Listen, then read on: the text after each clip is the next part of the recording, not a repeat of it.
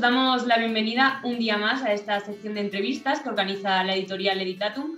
Hoy tenemos con nosotros a Alejandra Sánchez Yagüe. Ella es una de las últimas autoras que se ha unido a la editorial y viene a presentarnos su libro que se llama Guiaburros, entrena tu mente. Es un manual para tu salud y bienestar emocional. Vamos a dejar que nos lo cuente ella todo mucho mejor, pero antes de hablar del libro vamos a conocer a Alejandra. Muy buenas, ¿qué tal? ¿Qué tal? ¿Cómo estás, Ángela? Encantada de hablar contigo hoy. Igualmente, cuéntanos, ¿quién eres para todos esos que no te conocen? ¿A qué te dedicas? ¿O qué relación guardas con el libro que has escrito? A ver, yo me formé en Derecho hace ya bastante tiempo en la Complutense de Madrid y con una carrera en Bruselas, evidentemente, y en el entorno internacional. Y de ahí pues siempre enfocada en esta etapa de mi vida, en el desarrollo sostenible, en todo lo que es la sostenibilidad más del producto y de la industria. Y de ahí me planteé la pregunta de qué pasa con la sostenibilidad de las personas, de los equipos, ¿no? Y el estrés que yo misma sufrí, un estrés bastante importante y que veía también en equipos de trabajo y en colegas alrededor. Y entonces decidí dedicarme al estudio, digamos, de la gestión del estrés, a la práctica de la gestión del estrés y cómo esto se lleva a cabo, sobre todo en el entorno organizacional, ¿no? De cara a nivel profesional en estos entornos que trabajamos hoy en día, que quién no tiene estrés, ¿verdad? La verdad que es muy común y sobre todo ahora últimamente con esto que vivimos.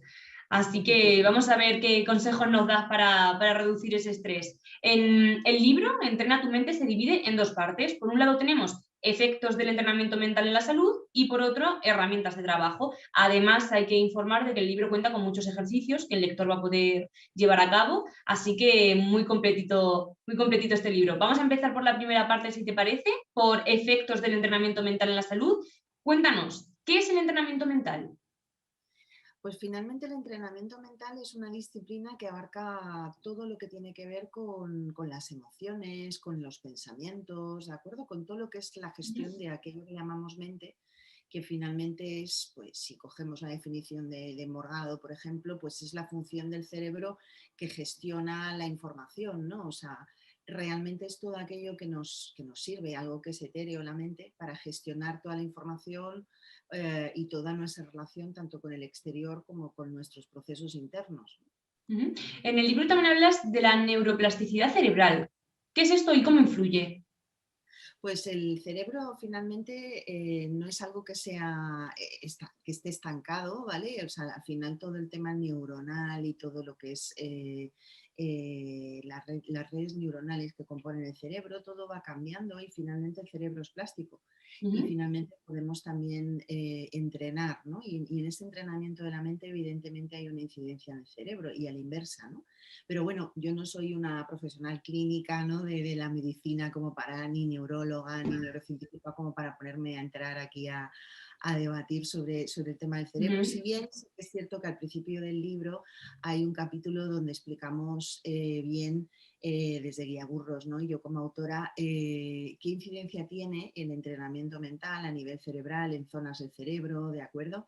Y cómo esto efectivamente no es algo que simplemente se traduzca en un cambio de actitud o de tomarse las cosas, que efectivamente lo hay, y yo creo que todos los que practicamos la meditación damos fe de ello, sino que también efectivamente hay un correlato, como bien has dicho, a nivel cerebral, ¿no? A nivel incluso de cambios de estructuras del cerebro, de activaciones, pequeños cambios, ¿no? O pequeñas, digamos, variaciones. Háblanos de las prácticas de atención a la respiración o las sensaciones corporales. Esto también es un tema que tocas en el libro.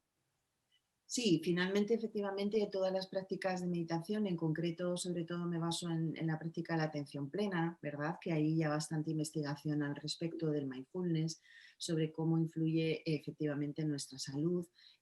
Sobre todo me baso en eso, efectivamente, en todas las prácticas que hay desde atención a la respiración, que son las más sencillas o las que todos empezamos cuando empezamos el camino del entrenamiento, ¿no? Del entrenamiento mental, hasta también la atención al cuerpo y cómo todas finalmente van teniendo una incidencia tanto en nuestra salud como en nuestro bienestar, sobre todo en estos tiempos en los que estamos tan acelerados.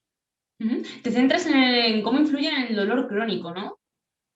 Sí, efectivamente, el dolor crónico es que cuando yo me formé con John Kabat-Zinn en el Centro Médico de la Universidad de Massachusetts bueno, me formé para poder ser instructora del protocolo MBSR, del protocolo de reducción del estrés basado en mindfulness.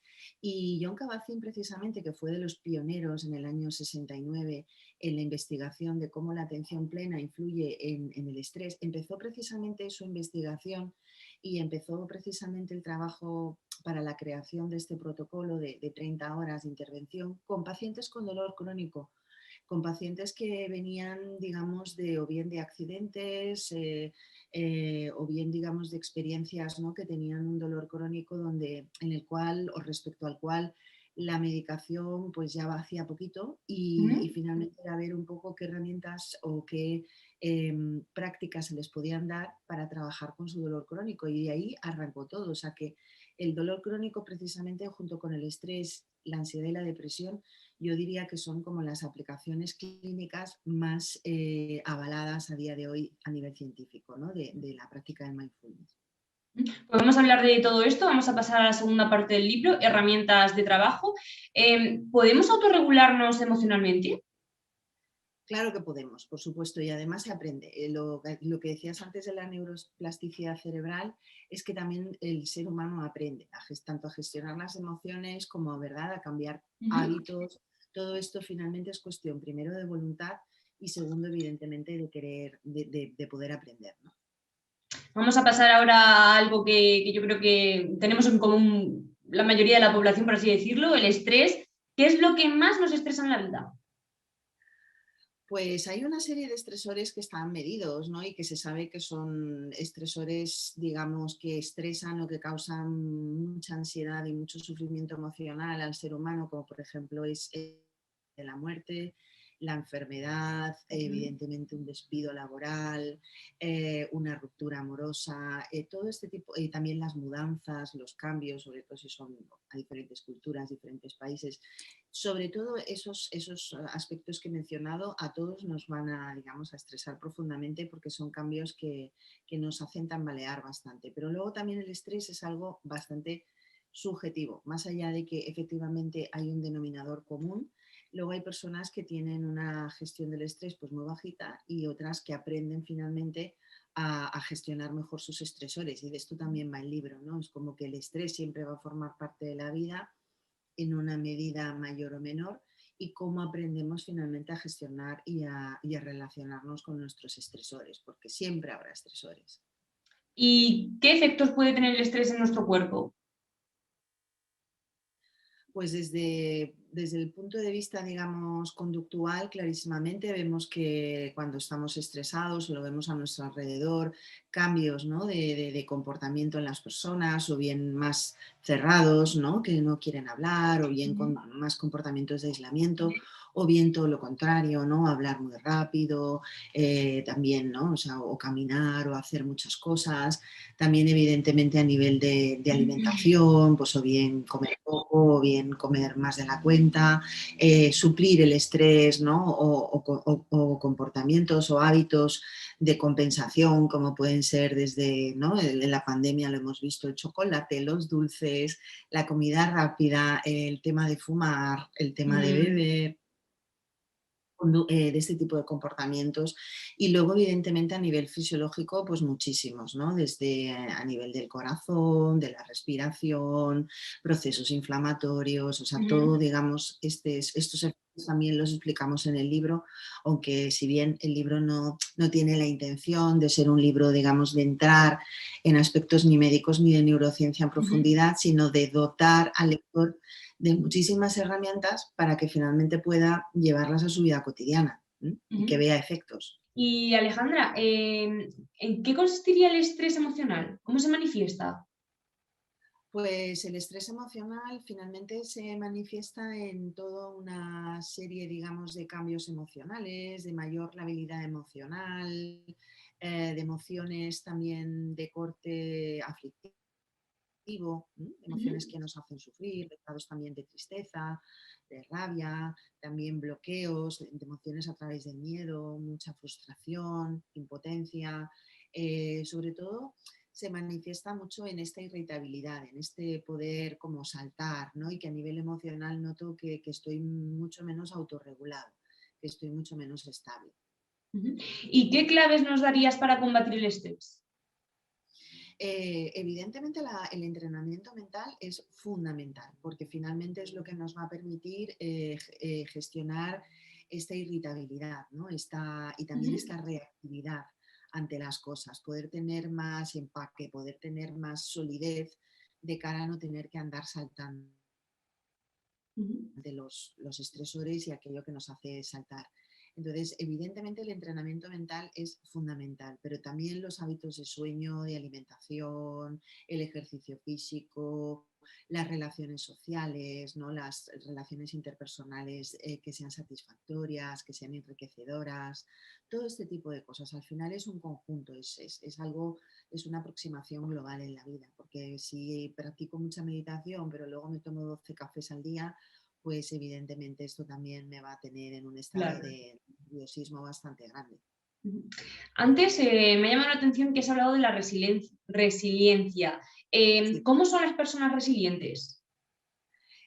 Pues finalmente las personas resilientes tienen un músculo de tolerancia a la frustración bastante mayor, ¿no? Es como que finalmente los acontecimientos de la vida van a ser los que tengan que ser, pero finalmente esa capacidad de resistir o de Ujú, sobreponerme a la adversidad es mayor.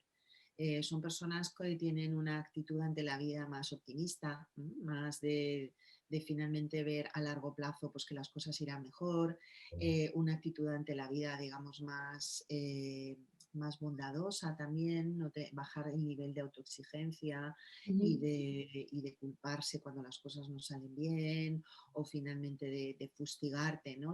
O de victimización, no caen en esta victimización, finalmente es bueno, pues salgamos adelante, ya vendrán tiempos mejores, o yo tengo todas las herramientas para superar esto, ¿no? Ujú. ¿Y qué podemos hacer para ser una persona resiliente? Pues en el libro precisamente también explico toda una serie de técnicas o de herramientas, también de prácticas que se pueden Ujú, realizar para subir, ¿no? Para incrementar finalmente nuestra capacidad de resiliencia, para no entrar en este bucle que muchas veces entramos de pobrecito de mí, lo que me ha pasado, ¿no? Porque a todos en la vida y sobre todo cuando vamos cumpliendo años, pues nos van pasando cosas y finalmente hay que saber sobrellevarlas y finalmente eh, sobreponerse a estas circunstancias adversas, ¿no? Entonces, todo el ujú, lenguaje interno que nos vamos diciendo, todos los hábitos de vida son fundamentales de cara a sobreponerse a esto. ujú. También hablas de herramientas de entrenamiento del mindset. ¿Qué es esto? ¿Qué es el mindset? Pues Carol Dweck, una psicóloga norteamericana, lo definió como realmente tu estado mental que finalmente lo que hace es o bien estar en una actitud o digamos en un estado de crecimiento, es decir, que ante la vida la ves como un reto, como Ujú, una oportunidad de crecer, de aprender, de mejorar, ¿no? O bien un mindset fijo, que es aquel que finalmente pues estoy en un estado mental que básicamente me cuestan los cambios, ante por ejemplo un suspenso en un examen o ¿no? una mala nota, pues me vengo abajo, creo que no estudiando más voy a ser capaz de aprobar. Es un concepto que vino sobre todo del terreno académico, ¿vale? ujú, Y por lo tanto tiene mucho que ver con el tema de los estudios y el rendimiento académico. ujú. Esto te iba a preguntar, ¿por qué es tan importante el mindset en el alto rendimiento? Porque finalmente, igual que, o sea, al final, por ejemplo, un jugador de tenis está, aparte del rival, evidentemente, Ujú, si nos ponemos el ejemplo de Nadal, aparte del último partido que vi, por ejemplo, con Djokovic, que fue apasionante, ya no solamente está compitiendo, ¿no? Contra Djokovic o Djokovic contra Nadal, sino que está compitiendo con su propia mente.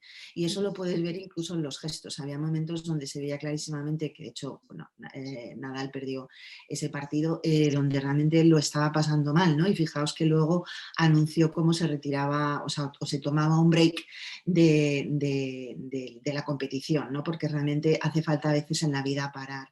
Y finalmente nosotros jugamos también con nosotros mismos, o sea, contra nosotros mismos, contra todos esos pensamientos y contra todo ese estado donde finalmente no vamos a poder salir y tenemos que ser capaces, ¿no?, de salir de ese estado un poco donde entramos en esta mente fija y donde entramos en este bloqueo. Ujú. En el libro me llama la atención que hablas de la palabra mágica del todavía. ¿A qué te refieres?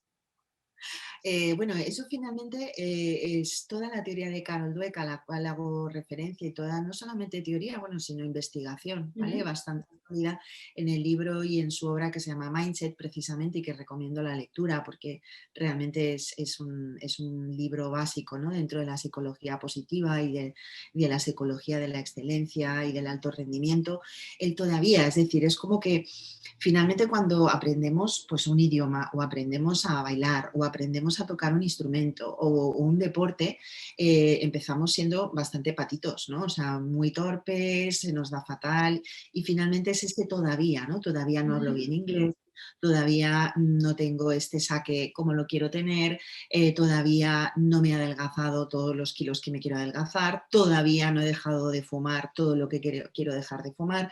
Entonces, no es siempre ver este todavía porque lo voy a conseguir, ¿no? Lo voy a Sí. conseguir o por lo menos voy a poner todo de mi parte para conseguirlo, ¿no?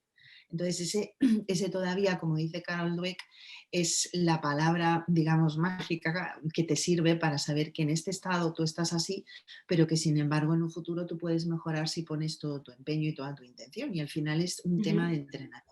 Igual que nos entrenamos a nivel corporal, la mente y finalmente el comportamiento también, la conducta, ¿no?, el comportamiento, Ujú. los hábitos, todo finalmente es una disciplina. Y como estamos en el apartado de herramientas, pasas a hablar de las herramientas de autorregulación emocional. ¿Hasta qué punto es bueno controlar las emociones?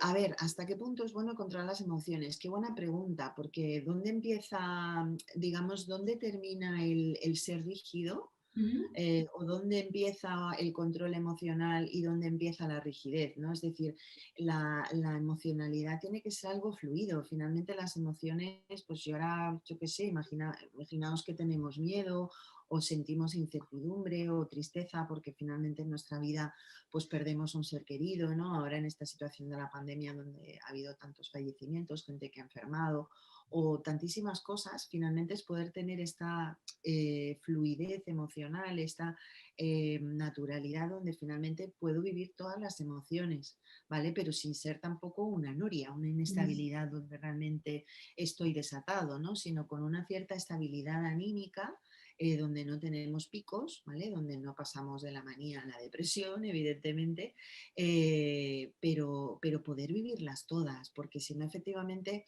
hay veces que muchas personas se piensan que un control emocional sano o adecuado o funcional es estar siempre bien, ¿no? O lo que dices tú, no permitirte llorar o no permitirte ujú. sentir rabia, impotencia o miedo, ¿no? Y finalmente sentirlas todas, incluso los celos, la envidia, o sea, finalmente somos humanos. Otra cosa es que vivas desde los celos y otra cosa es que vivas desde la envidia o desde la rabia, ¿no? Porque eso te va a llevar a una vida donde las consecuencias pues van a ser bastante negativas, ¿no? Ujú. Si vives desde la rabia, pues te conviertes en un hater. ¿Y cómo podemos controlar los impulsos? Pues para esto el mindfulness, la práctica de la atención plena, ha demostrado unos efectos muy, muy buenos, ¿vale? En Ujú, todo lo que es el bajar la reactividad, ¿no? Esta impulsividad, donde finalmente a través de simplemente la respiración, ¿no?, y tomar conciencia con la respiración, puedo dejar de estar tan irascible, ¿vale? Entonces, la técnica del stop, de la cual hablo en el libro, ¿no? Es decir, antes de saltar o antes de atacar a una persona o decirle alguna cosa, ¿no? Cuando nos comunicamos, pues podemos simplemente preguntar amablemente o intentar decir las cosas de una manera más amable. Si ujú. vemos que a lo mejor vamos a saltar o que estamos a la defensiva, practicamos el stop, nos calmamos, respiramos y vemos cómo podemos a lo mejor decir las cosas de una manera más amable. Y al final, con todo esto que nos cuentas, se puede deducir que es fundamental la aceptación de uno mismo para conseguir el bienestar, ¿no? Sí, efectivamente, porque si estamos en lucha con nosotros mismos y no nos queremos y no nos aceptamos, pues mal nos va a ir, ¿no? Pero la aceptación no tiene nada que ver con que yo me considere maravilloso y perfecto, o no tiene nada que ver con que finalmente pues todo valga, ¿no? Autoindulgencia, ni tampoco evidentemente un ego subido de tono, ¿no? Un creerse, sino que la aceptación también es entender que tenemos capacidades limitadas, que nos equivocamos, saber pedir perdón, aceptarnos totalmente de forma realmente amorosa, ¿no? Como aceptamos también a las personas que queremos. Y por último, Alejandra, ¿has notado que a raíz del COVID la gente necesita más entrenar su mente? Yo pienso que sí, o sea, evidentemente los datos de salud mental hablan por sí solos, ¿de acuerdo? O sea, los casos de ansiedad, los casos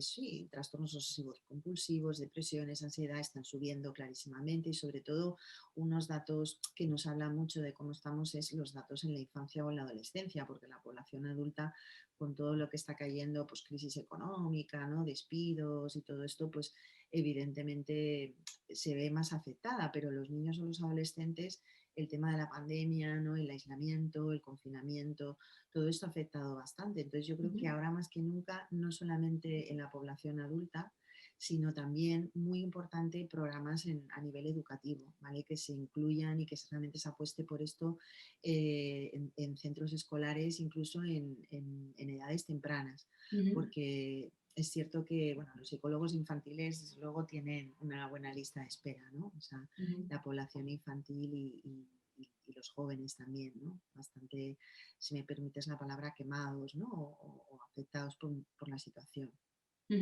Pues Alejandra Sánchez, autora del guía Burros Entrena a tu mente, ha sido un placer compartir esta entrevista contigo y recordarle a todas las personas que nos ven que pueden comprar tu libro tanto en guiaburros.es como en Amazon como en las mejores librerías. Muchísimas gracias.